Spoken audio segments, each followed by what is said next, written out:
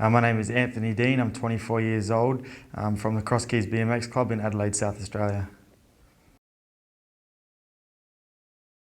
What I love about BMX is just the adrenaline and definitely the atmosphere of the crowd and just the thrills and spills, I guess.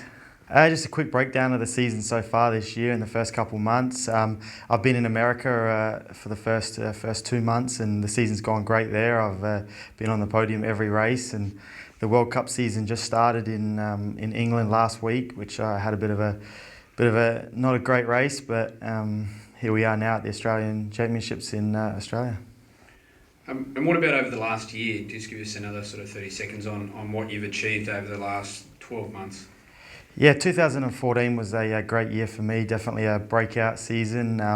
I finished second in the World Cup series overall, which was a huge achievement for me and put my name on the circuit. And the World Championships was another great result. I was coming third in a podium position until a crash and pretty much wiped out the whole field. So that was definitely a upsetting day, but also a great event for me. And the National Championships last year here in Victoria in Australia was a great battle against former world champion Sam Willoughby, and looking to do the same again in 2015.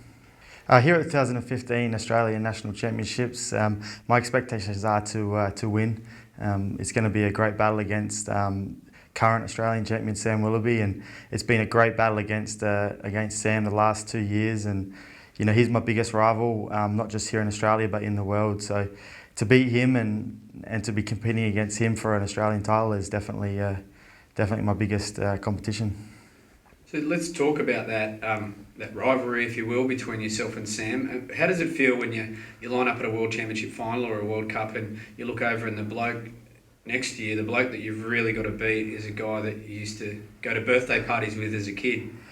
Yeah, going up against Sam Willoughby, the world champion, growing up, since I was 6 years old until here we are 24 now, and it's been his career has been obviously a lot more successful than myself, and seeing his achievements definitely gives me a great motivation of knowing I can achieve the same, and so he's a great motivation for me as well as a competitor, and lining up next to him every time and knowing he is the best, and I've got what it takes to be there too.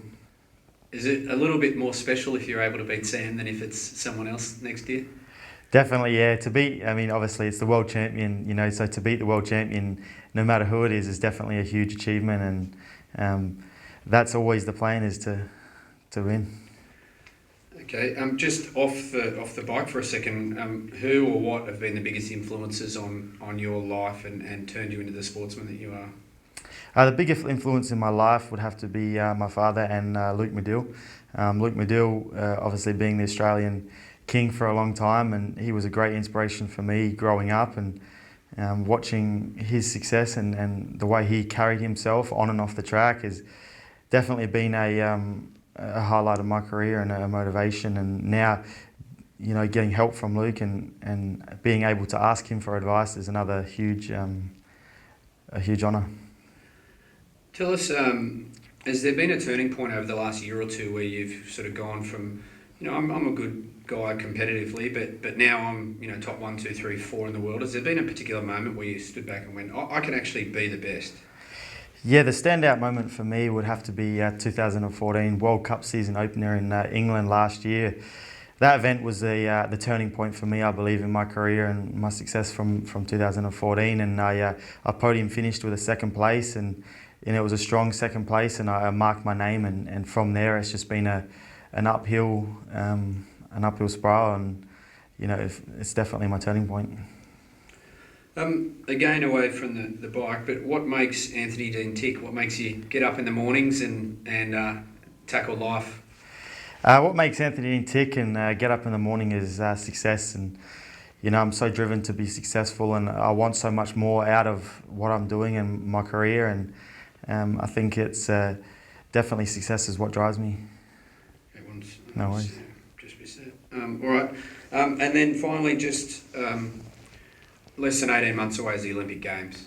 Do you wake up every night dreaming about it, or every morning in a cold sweat stressed about it? I mean, you're thinking about the Olympics every day? Thinking about the Olympics, it's definitely always in the back of the mind, no matter what I do, and training, racing, and you know, it's always the big picture. So it's definitely, you know, I can't lie and say it's not in my mind all the time, because it is, and it's definitely what drives me every day to be better and be more successful and be ready in 2016 at the games. And you just missed the team for London. You know, that's obviously something that motivates you as well. What would it mean to you to stand on that hill in Rio or walk into the opening ceremony?